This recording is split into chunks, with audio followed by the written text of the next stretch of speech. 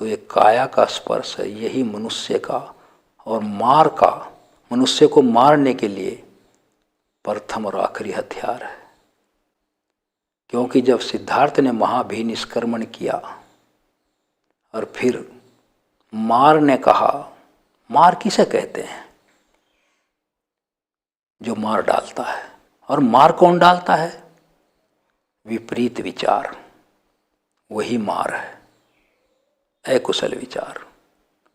तो उस मार ने क्या कहा? घर त्याग कर रहे हो, कहाँ जा रहे हो? मैं सच्चाई की खोज में जा रहा हूँ, तप करूँगा, तपस्या करूँगा। उसने कहा थोड़े दिन में चक्रवर्ती राजा बनने वाले हो, कहाँ जा रहे हो? रुको, यहीं दान पुण्य करके इतना पुण्य कमा लो कि देवता बन जाओगे, देवलोक हो जाओगे। सिद्धार्थ ने कहा नहीं, मेरा लक्ष्य वही है। फिर मार ने क्या कहा? तो फिर जाओ, देखना जब आपके चित्त में काम राग जगाऊंगा और जब आप काम राग से विचलित होंगे तब आपको वहीं पटक के मारूंगा। तो सिद्धार्थ ने निमंत्रण से उसका चैलेंज स्वीकार किया और निकल गए। और जब सिद्धार्थ बुद्ध हो गए, मार के जो आपने पढ़ा होगा मार युद्ध, वो बात वो अलग बताएंगे कभी, यहाँ वो विषय नहीं है, उसका थोड़ा सा लेटरल रेफरेंस है, जो हमारा साइड का जो मतलब हमारा संदर्भ है वो दे रहा हूँ। तो मार युद्ध में जब मार पराजित हो गया, आपके मनोबल के लिए कह रहा हूँ मैं, इतना इसको एक्स्ट्रापोलेट इसलिए नहीं कर रहा मैं, आपकी जानकारी के लिए, मनोबल बढ़े।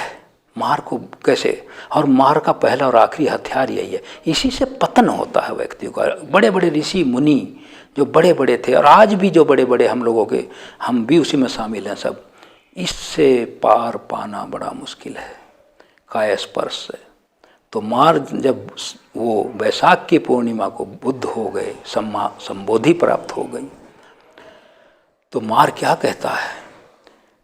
जो उन्होंने चैलेंज किया था, जब तुम्हारे चित्त में मैं काम राग जगाऊंगा तब वहीं पटक के मारूंगा। तुम जब तड़पोगे काम राग में, पत्नी के वियोग में तड़पोगे, जिसको छोड़ के आए हो यशोधरा को, फिर ना इधर के रहोगे ना उधर के रहोगे। तब मैं आपको बताऊंगा तपस्या कैसे होती है, कितनी कठिन है। तब वो बुद्ध हो गए, सम्यक संबुद्ध हो गए। तो मार का क्या कथन है? ये सुत्त निपात में लिखा हुआ है। क्या लिखा है?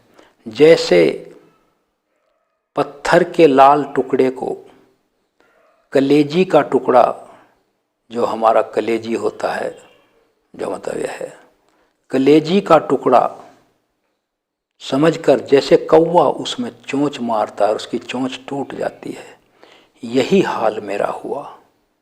मैं सिद्धार्थ को इन 6 वर्षों में, जब उन्होंने तपश्चर्या करी, शरीर को कष्ट दिया और बुद्ध होने तक, एक पल के लिए भी इसको मैंने अलग नहीं छोड़ा, परंतु मैं एक क्षण के लिए भी इनके चित्त में काम राग नहीं जगा सका, मैं हार गया।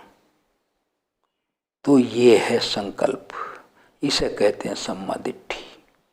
ये संभव है, पूर्णतया संभव है, बस तब संभव है जब हम इसका कुशल अकुशल विपाक जान लें, तब डर जाएंगे। वरना ये संसार में तो व्यक्ति पैदा ही सुख भोगों के लिए समझता हुआ हूँ,